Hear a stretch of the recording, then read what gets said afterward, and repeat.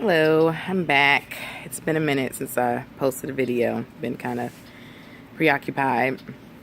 But anyway, what prompts me to post a video today is I can't understand for the life of me why, yes, I'm drinking something, but I can't understand the life of me why people that have children, mothers and fathers both alike, can't get along with each other after the relationship has dissolved. It's just baffling to me why two adults just can't, co-parent and do it in a responsible way.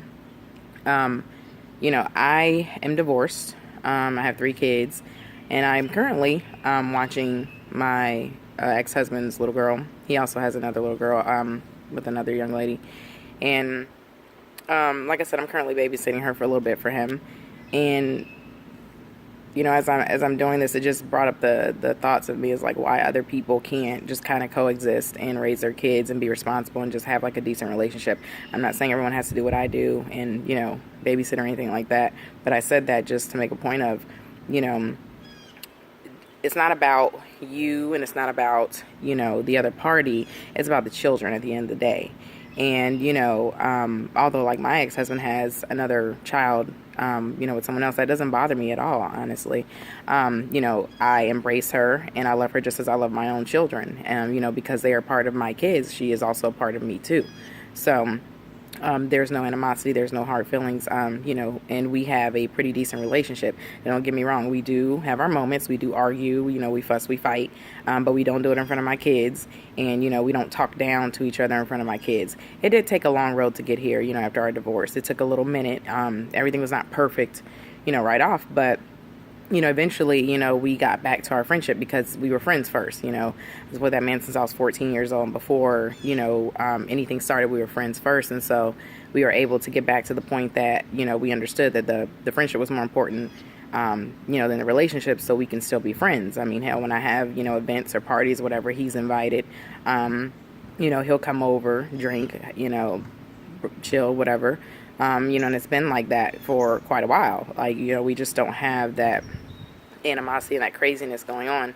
And so I just don't understand, like, why, other parents can't do the same thing. Again, you have to kind of take yourselves out of it and just understand that it's about your children, not the relationship between you and him or you and her. Like, if it's over, it's over. Let it go. Move on. Move forward. Focus on your children at this point. Focus on being friends and co-parenting, and showing your children that I don't have to be ratchet and hood and all this other stuff and acting crazy, with my kid's father or my kid's mother.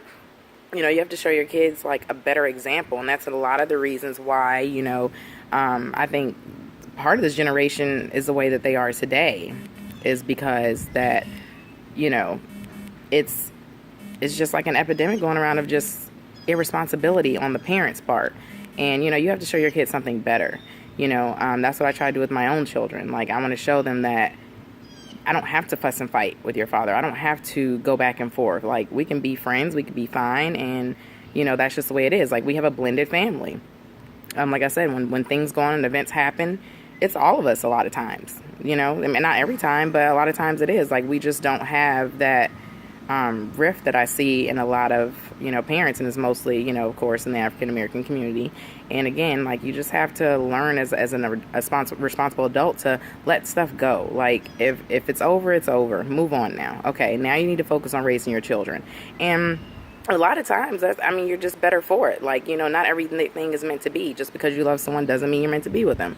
However, you created some miracles out of that situation, and now it's time to just kind of step up and be mature and, be responsible parents and adults and show them that, hey, we can co-parent, we can coexist. It's not, I think the reason why it's so much drama and turmoil in a lot of these co-parenting relationships is because, your feelings are too into it, you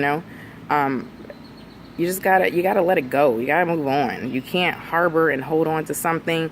If somebody doesn't want to be with you, let them go. It just is what it is. You just have to let it go and, learn to move on. Yeah, it'll hurt. You may not want to be without that person, but you gotta let it go. You can't use the kids and, have them see all kind of craziness just because, you're still attached to something. That's not teaching them how to be mature. It's not teaching them how to move on and let things go. So, you want to be an example for your children. You know what I mean?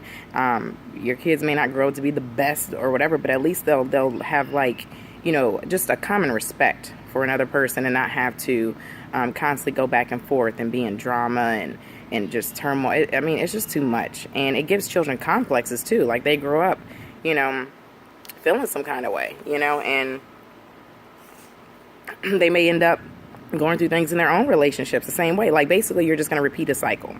It's just a cycle. It's going to keep repeating itself and repeating itself until somebody stops it and steps up and says, you know what, this is not how I want to, this is not the environment that I want my kids to be in, Again, every relationship is not going to be perfect. You guys may not be perfect as co-parents. Nobody is. But it's just taking the responsibility and stepping up and just saying, you know what, the situation didn't work in a relationship, but you know what, we can at least try to be cordial and coexist and co-parent for the kids' sake. Again, it's not about you, the adult. It's about the children because they didn't ask to be here. They're helpless in the situation. And at the end of the day, you're their voice. And you have to decide, what do you want to say for them? If you're their voice, like what are you going to say in their defense? So just something to think about, something I was just thinking about, like I said, and currently. So that's it.